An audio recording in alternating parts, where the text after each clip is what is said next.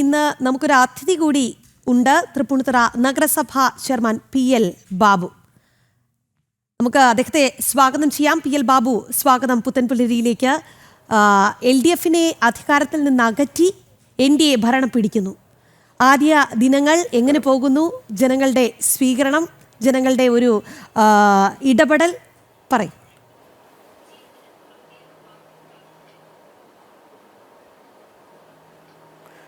ജനങ്ങൾ പൂർണ്ണമായിട്ടും BJPയുടെ നേതൃത്വത്തിലുള്ള ഈ ഭരണമാറ്റത്തെ അംഗീകരിച്ചിരിക്കുകയാണ്. എല്ലാ വിഭാഗം ജനങ്ങളുമായിട്ടും സമ്പർക്കം പുലർത്താനായിട്ട് സാധിക്കുന്നുണ്ട്. എല്ലാ വിഭാഗം ജനങ്ങളും ചെയർമാൻ്റെ ഓഫീസുമായി ബന്ധപ്പെടുന്നുണ്ട്. വിവിധ പരിപാടികൾ, സ്വീകരണങ്ങൾ അവർ നടത്തുന്നതിൽ ചെയർമാൻ പങ്കെടുക്കുന്നുമുണ്ട്. നമുക്കറിയാം, നഗരസഭയിലെ പ്രധാന പ്രശ്നമെന്ന് പറയുന്നത് മാലിന്യ നിർമ്മാർജ്ജനം, ഒപ്പം തന്നെ ഈ ശുചിമുറിയുടെ അഭാവം. ഇതൊക്കെ തന്നെ നമ്മുടെ LDF ഭരിച്ച നഗരസഭയുടെ വല്ലാത്ത ഒരു ദുരിത കാഴ്ചയാണ്. എങ്ങനെയാണ് ജനങ്ങൾക്ക് പലർക്കും ചോദിക്കാനുള്ളത്, അതെങ്ങനെയാണ്, നമുക്ക് അതൊക്കെ ഒന്ന് മാറ്റി തരുമോ എന്നുള്ളതാണ്. ഒരു ചെയർമാൻ എന്നുള്ള നിലയ്ക്ക്, നഗരസഭയുടെ പിതാവ് എന്നുള്ള നിലയ്ക്ക് എങ്ങനെയാണ് താങ്കൾക്ക് അതിന് നൽകാൻ കഴിയുന്ന മറുപടി?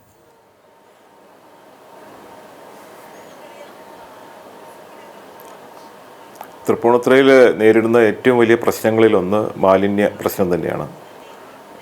കാരണം തൃപ്പൂണിത്തുറയിൽ ജൈവ മാലിന്യങ്ങൾ സംസ്ഥാന സർക്കാരിൻ്റെ തീരുമാനപ്രകാരം ഉറവിടത്തിൽ തന്നെ ക്രമീകരിക്കുക എന്നുള്ളതും സംസ്കരിക്കുക എന്നുള്ളതും, ഖരമാലിന്യങ്ങൾ വീടുകളിൽ നിന്ന് ശേഖരിച്ച് അത് ഒരു ഏജൻസിയെ ഏൽപ്പിച്ച് നീക്കുന്നൊരു സംവിധാനമാണ് നിലവിലുള്ളത്. പക്ഷേ ഇത് പ്ലാസ്റ്റിക് മാലിന്യങ്ങൾ തരംതിരിക്കുന്ന ഒരു സമ്പ്രദായം തൃപ്പൂണിത്തുറ മുനിസിപ്പാലിറ്റിയിൽ നിലവിലില്ല. തൃപ്പൂണിത്തുറ മുനിസിപ്പൽ ബിൽഡിങ്ങിനെ കേന്ദ്രീകരിച്ച് ചില പ്രശ്നങ്ങൾ നിലനിൽക്കുന്നുണ്ട്. നിരവധി ആളുകൾ വന്നു പോകുന്ന ഒരിടമാണ് തൃപ്പൂണിത്തുറ മുനിസിപ്പൽ കെട്ടിടം. 4 നിലയിലായിട്ടാണ് അത് പ്രവർത്തിക്കുന്നത്. പക്ഷേ കഴിഞ്ഞ 8 മാസമായിട്ട് അതിൻ്റെ ലിഫ്റ്റ് പ്രവർത്തിക്കുന്നില്ല. അത് അടിയന്തരമായിട്ട് അതിൻ്റെ പണി പൂർത്തിയാക്കുക എന്നുള്ളതാണ് ഒന്ന്. രണ്ടാമത്തത്, സാധാരണ ആളുകൾക്ക് സൗജന്യമായിട്ട് സേവനം നൽകുന്ന ആംബുലൻസ് കഴിഞ്ഞ 3 മാസമായിട്ട് പ്രവർത്തിക്കുന്നില്ല. അത് റിപ്പയർ ചെയ്യുന്ന നടപടികളിലേക്ക് അടിയന്തരമായി പ്രവേശിച്ചിട്ടുണ്ട്. അതുപോലെ തന്നെ തൃപ്പൂണിത്തുറ മുനിസിപ്പൽ ബിൽഡിങ്ങിനോട് ചേർന്ന് ഒരു ശുചിമുറി പണി തീർന്നിട്ട് 1-2 വർഷമായെങ്കിലും ഇതുവരെ അത് ജനങ്ങൾക്ക് വിട്ടുകൊടുക്കാനായിട്ട് സാധിച്ചിട്ടില്ല. അതിൻ്റെ നടപടികൾ ഉടനെ തന്നെ ചെയ്യുന്നതാണ്. കൂടാതെ തൃപ്പൂണിത്തുറ മുനിസിപ്പൽ കെട്ടിടത്തിന് ചുറ്റുമായിട്ട് ധാരാളം വാഹനങ്ങൾ, പഴയ വാഹനങ്ങൾ അവിടെ ഡംപ് ചെയ്തിരിക്കുന്നുണ്ട്. അതെല്ലാം അടിയന്തരമായിട്ട് നീക്കുന്നതാണ്. അതാണ് മുനിസിപ്പൽ കെട്ടിടത്തിനോടനുബന്ധിച്ച് പറയാനുള്ളത്. രണ്ടാമത്തത്, തൃപ്പൂണിത്തുറയിലെ ട്രാഫിക് പ്രശ്നമാണ്. അതിന് സംസ്ഥാന സർക്കാരും കൂടെ വിചാരിച്ചാൽ അത് പൂർത്തിയാകുള്ളൂ. ഒന്ന്, വൈക്കം റോഡിൻ്റെ പണി പൂർത്തിയാക്കുക എന്നുള്ളതാണ്. കഴിഞ്ഞ 8 വർഷമായിട്ട് അത് നിലവിൽ പെൻഡിങ്ങിലായിരിക്കുന്ന ഒരു പദ്ധതിയാണ്. അത് 4 വരി പാതയാക്കി കഴിഞ്ഞാൽ തൃപ്പൂണിത്തുറയിലെ ഗതാഗത പ്രശ്നങ്ങൾക്ക് ഒരളവ് വരെ പരിഹാരം കാണാനായിട്ട് സാധിക്കും. കൂടാതെ ഇപ്പോൾ നിലവിലുള്ള ബസ് സ്റ്റാൻഡാണ്. നിലവിലുള്ള ബസ് സ്റ്റാൻഡിൽ വാഹനങ്ങളുടെ ആധിക്യമുണ്ട്. ബസ്സുകൾ സ്റ്റാൻഡിൽ കയറുന്നില്ല എന്നുള്ളൊരു പരാതി നിലനിൽക്കുന്നുണ്ട്. അതുപോലെ തന്നെ അത് വൃത്തിയായിട്ട് സൂക്ഷിക്കുന്നില്ല എന്നുള്ളൊരു പരാതി നിലനിൽക്കുന്നുണ്ട്. തൃപ്പൂണിത്തുറ ബസ് സ്റ്റാൻഡിലെ കാന വൃത്തിയല്ല. ഇതെല്ലാം പുനർനിർമ്മിക്കുക മാത്രമല്ല, അത് നവീകരിക്കുകയും അവിടുത്തെ ബസ്സിൽ പ്രവർത്തിക്കുന്ന സാധാരണ തൊഴിലാളികളുടെ സഹായത്തോടു കൂടി അവിടെ നിർമ്മാണ പ്രവർത്തനങ്ങൾ ആരംഭിക്കാനുള്ള ശ്രമത്തിലാണ് മുനിസിപ്പാലിറ്റി. അതായത് ഈ സങ്കല്പങ്ങൾക്കും അല്ലെങ്കിൽ പ്രഖ്യാപനങ്ങൾക്കും അപ്പുറം പ്രായോഗികതയിൽ ഊന്നിയുള്ള പ്രവർത്തനം. മെട്രോയും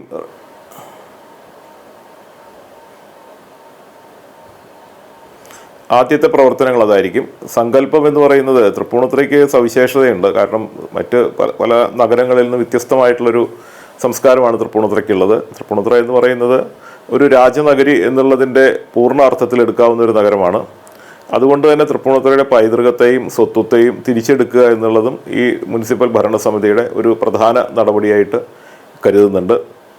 വികസനത്തിനെ സംബന്ധിച്ചാണെങ്കിൽ തൃപ്പൂണിത്തുറയിൽ ആണ് ഒരു പ്രധാനപ്പെട്ട റെയിൽവേ സ്റ്റേഷൻ ഇപ്പോൾ ഉള്ളത്. എറണാകുളം സൗത്തിനോട് അടുത്താണെങ്കിലും ധാരാളം ആളുകൾ വന്നു പോകുന്ന റെയിൽവേ സ്റ്റേഷനാണ്. എനിക്ക് തോന്നുന്നത് തൃപ്പൂണിത്തുറ നോർത്ത് സ്റ്റേഷനും സൗത്ത് സ്റ്റേഷനും തുല്യമായിട്ടുള്ള രീതിയിൽ യാത്രക്കാർ വന്നു പോകുന്ന ഒരിടമാണ് തൃപ്പൂണിത്തുറ റെയിൽവേ സ്റ്റേഷൻ.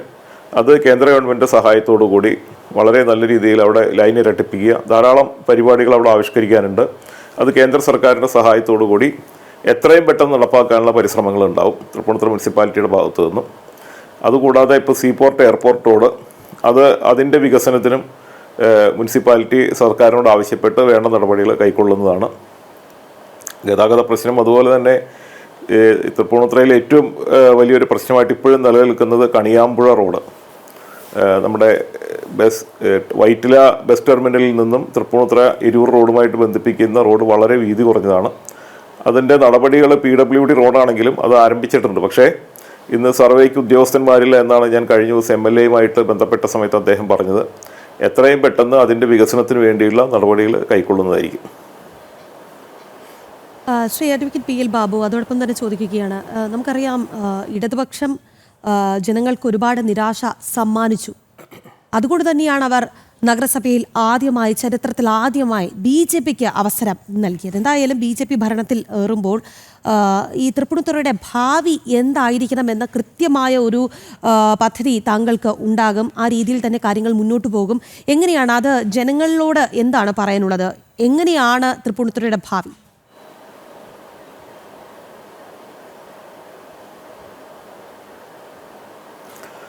ഒന്നാമത്തെ കാര്യം, തൃപ്പൂണിത്തുറ എന്ന് പറഞ്ഞാൽ ഞാൻ നേരത്തെ പറഞ്ഞതുപോലെ ഒരു പൈതൃക നഗരമാണ്. പക്ഷേ ആ ഒരു പൈതൃക നഗരത്തിൻ്റെ ഒരു പ്രാധാന്യം തൃപ്പൂണിത്തുറയിൽ ജനങ്ങൾക്കുണ്ടെങ്കിലും ഇവിടുത്തെ ഭരണാധികാരികൾ മനസ്സിലാക്കിയിട്ടില്ലായിരുന്നു എന്നാണ് ഞാൻ മനസ്സിലാക്കുന്നത്. കാരണം കഴിഞ്ഞ 45 വർഷമായിട്ട് കുറച്ചു കാലം കോൺഗ്രസും ബാക്കി 40 വർഷവും CPM നേതൃത്വത്തിലുള്ള ഇടതുപക്ഷ മുന്നണിയുമാണ് തൃപ്പൂണിത്തുറ ഭരിച്ചിരുന്നത്.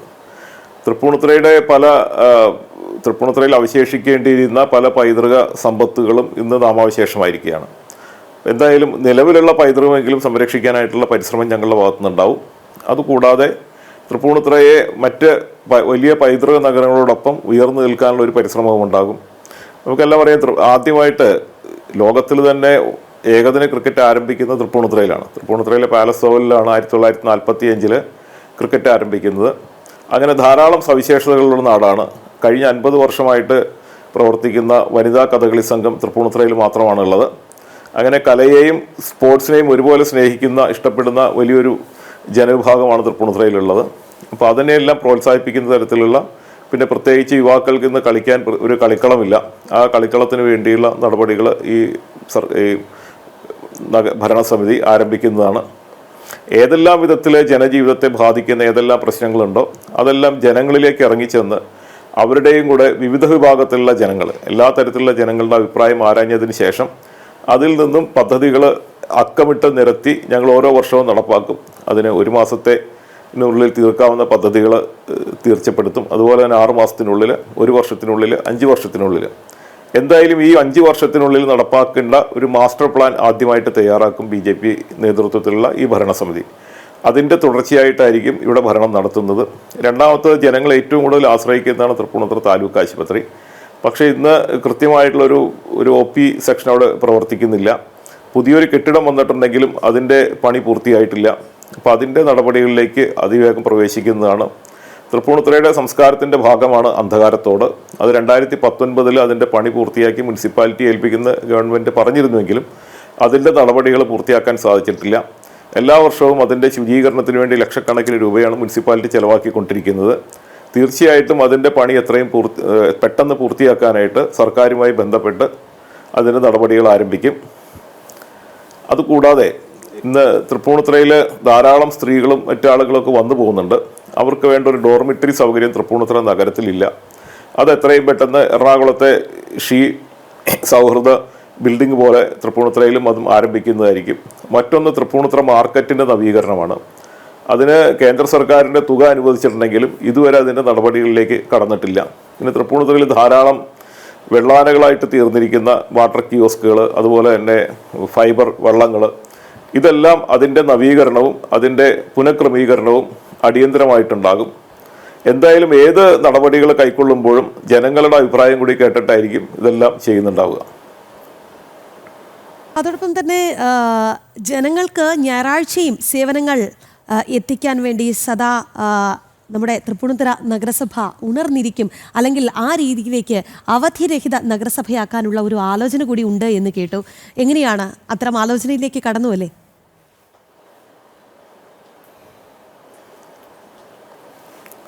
തീർച്ചയായിട്ടും അത് അടിയന്തരമായിട്ട് നടപ്പാക്കേണ്ട ഒരു പദ്ധതിയാണ്. കാരണം ജനങ്ങൾ ഞായറാഴ്ച ആണ് കൂടുതൽ അവർക്ക് സമയം ലഭിക്കുക.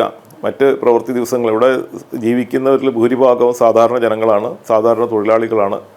അവർക്ക് അവധി കിട്ടുന്ന ദിവസം ഞായറാഴ്ച അവിടെ നമ്മുടെ നഗരസഭയിലേക്ക് വന്ന് അവരുടെ കാര്യങ്ങൾ നിർവഹിക്കാവുന്ന ഒരു സാഹചര്യം സൃഷ്ടിക്കണമെന്ന് ഞങ്ങളുടെ ഭരണസമിതി ആലോചിക്കുന്നുണ്ട്. തീർച്ചയായിട്ടും ഇത് നഗരസഭയിലെ ഉദ്യോഗസ്ഥന്മാരുമായിട്ട് ആലോചിച്ച് അവരുടെയും കൂടെ സഹകരണത്തോടു കൂടിയായിരിക്കും ഇത് ആരംഭിക്കുക. തീർച്ചയായിട്ടും അവരുടെ ഒരു മീറ്റിംഗ് വിളിച്ചു കൂട്ടി ഞാനിത് അവതരിപ്പിക്കുന്നതാണ്. അവരുടെ സഹകരണം ഉണ്ടെങ്കിൽ തീർച്ചയായിട്ടും എത്രയും പെട്ടെന്ന് ഈ അവധി രഹിത നഗരസഭയായിട്ട് പ്രഖ്യാപിക്കണമെന്ന് ആഗ്രഹമുണ്ട്. തീർച്ചയായിട്ടും. എന്തായാലും നമ്മൾ പല ഇത്തരം ഭരണസമിതിയായ കാര്യങ്ങളെക്കുറിച്ച് പറയുമ്പോൾ വളരെ സീരിയസ് ആയി അദ്ദേഹം ഉത്തരം പറയുമ്പോൾ പ്രേക്ഷകരോടാണ് പറയാനുള്ളത്, അദ്ദേഹം അത്ര ചില്ലറക്കാരനല്ല കേട്ടോ, രാഷ്ട്രീയക്കാരനാണ്, സാമൂഹ്യ പ്രവർത്തകനാണ്, ഒപ്പം തന്നെ തൻ്റെ ബുള്ളറ്റിൽ ഭാരതം ചുറ്റിയ ഒരു റൈഡർ കൂടിയാണ്. തൻ്റെ ഭാര്യ സമ്മാനിച്ച എൻഫീൽഡിൽ നമ്മുടെ ഭാരതം ചുറ്റിയ റൈഡർ. എങ്ങനെയാണ് ആ ഒരു അനുഭവം? യാത്രകളോട് അത്ര പ്രിയമാണോ?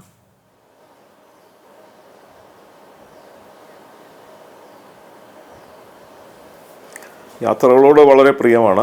ഞാൻ ബുള്ളറ്റിൽ യാത്ര ചെയ്യാൻ തീരുമാനിച്ചത് അവിചാരിതമായിട്ട് വന്നൊരു സന്ദർഭമാണ്.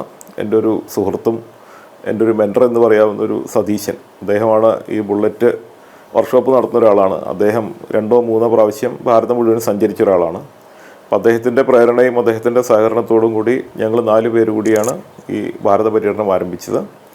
ഡൽഹി ഏതാണ്ട് 18 സംസ്ഥാനങ്ങൾ ഞങ്ങൾ കവർ ചെയ്തിട്ടുണ്ട്. അതിൽ ബുള്ളറ്റ് യാത്ര എന്ന് പറയുന്ന വാസ്തവത്തിൽ നമ്മൾ യാത്ര ചെയ്യുമ്പോൾ നമുക്കറിയാം മറ്റ് പല യാത്രകളെ പോലെയല്ല, നമ്മൾ ഒറ്റയ്ക്കാണ്.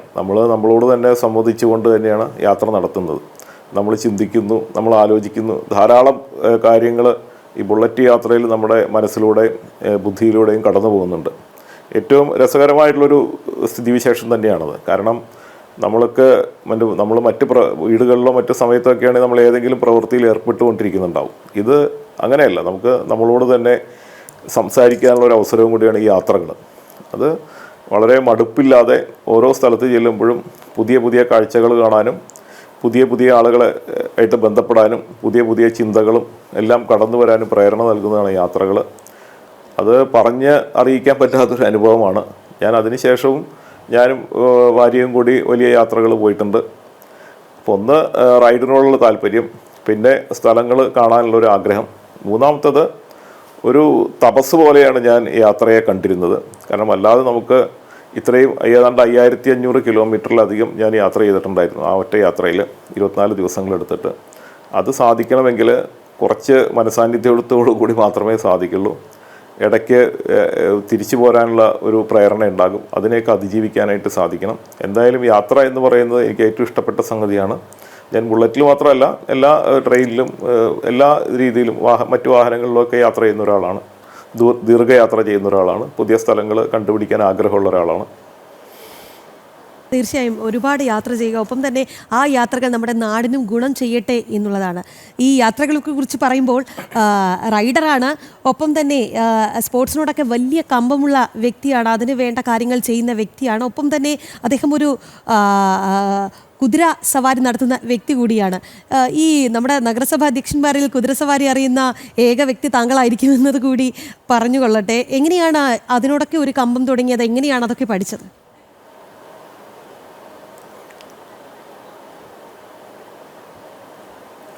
കുതിരസവാരിക്കാരൻ എന്നെനിക്ക് പൂർണ്ണമായിട്ട് പറയാൻ സാധിക്കില്ല. ഞാൻ കുതിരസവാരി അഭ്യസിച്ചിട്ടുണ്ട്, കുതിര സവാരി നടത്താനും എനിക്കറിയാം എന്നുള്ളതല്ലാതെ ഒരു റൈഡർ എന്ന് വിശേഷിപ്പിക്കാനായിട്ട് സാധിക്കില്ല. അത് ഒരു 1, 2, 3, 4 ഘട്ടങ്ങൾ കഴിഞ്ഞാലും മാത്രമേ നമുക്ക് പൂർണ്ണമായിട്ടും നമുക്കൊരു റൈഡറായി തീരാനായിട്ട് സാധിക്കുള്ളൂ. ഞാൻ അതിൻ്റെ 3 ഘട്ടങ്ങൾ മാത്രമേ കവർ ചെയ്തിട്ടുള്ളൂ. എന്തായാലും ഒരു കുതിരയിൽ സവാരി ചെയ്യാനായിട്ട് എനിക്ക് സാധിക്കും, കുറച്ച് വേഗത്തിൽ സവാരി ചെയ്യാനും സാധിക്കും. പക്ഷേ ഒരു റൈഡിന് പോകാവുന്ന തരത്തിലൊന്നും പ്രാവീണ്യം നേടിയ ഒരാളല്ല ഞാൻ. അത് വളരെ കാലങ്ങളായിട്ട് എൻ്റെ മനസ്സിലൊരാഗ്രഹമായിരുന്നു. അതുകൂടാതെ എൻ്റെ കുതിരസവാരി പഠിച്ച് എൻ്റെ വാർഡിലെ കുട്ടികളെയൊക്കെ കുതിരസവാരി പഠിപ്പിക്കണമെന്ന് കഴിഞ്ഞ ടൈമിൽ ഞാൻ ആഗ്രഹിച്ചിരുന്നു. അതിൻ്റെയും കൂടി ഭാഗമായിട്ടാണ് ഞാൻ കുതിരസവാരി പഠിച്ചത്. അത്രയേ ഉള്ളൂ അതിനെക്കുറിച്ച് പറയാനായിട്ട്. ശരി, ഒരുപാട് സന്തോഷം. ഈ പുത്തൻ പുലരിയിൽ താങ്കൾ ഈ തിരക്കുകൾക്കിടയിൽ, നമുക്കറിയാം ഭരണം തുടങ്ങിയിട്ടുള്ള, അതുകൊണ്ട് തന്നെ വലിയ തിരക്കുള്ള സമയമാണെങ്കിൽ പോലും ഈ നിമിഷം നമുക്കിപ്പം ഈ അതിഥിയായി ഈ പുത്തൻ പുലരിയിൽ എത്തിയതിന് തൃപ്പൂണിത്തുറ നഗരസഭാ ചെയർമാൻ അഡ്വക്കേറ്റ് PL ബാബുവാണ് ഈ പുത്തൻ പുലരിയിൽ നമുക്കിപ്പം അതിഥിയായി ചേർന്നത്. ഒരുപാട് നന്ദി.